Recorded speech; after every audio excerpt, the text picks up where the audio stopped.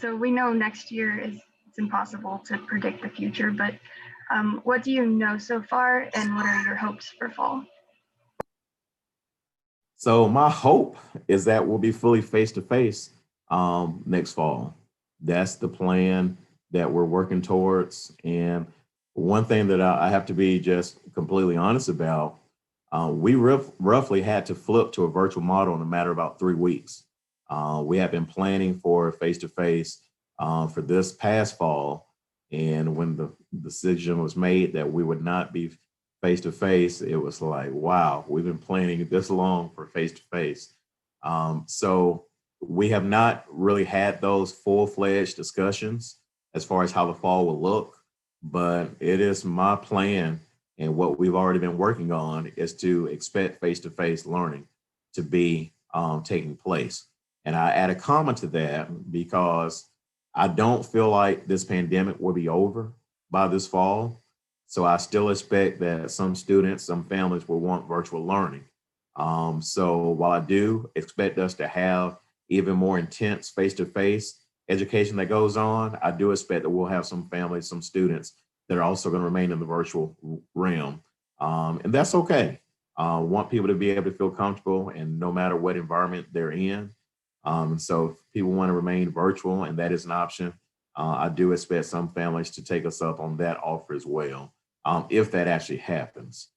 So right now, I do expect face-to-face to be what we have, with the consideration of having some virtual learning as well. What do you think you've learned from this past year that will go into your planning for next year? Wow, awesome questions. One of the biggest things I've learned is be excited, but be cautious. Um, Plan for the best, but realize that there are reasons why you also have some contingency plans as well. It's the same talk that I give seniors, especially starting with juniors. Go ahead and map out your dream school, but make sure you have other schools you consider as well, just in case your dream school doesn't work out the way you want it to. The same is true for what we do in terms of just with preparation and looking forward. Have the plan, map out the plan, study the plan, but also have a backup plan just in case things don't work out the way they should.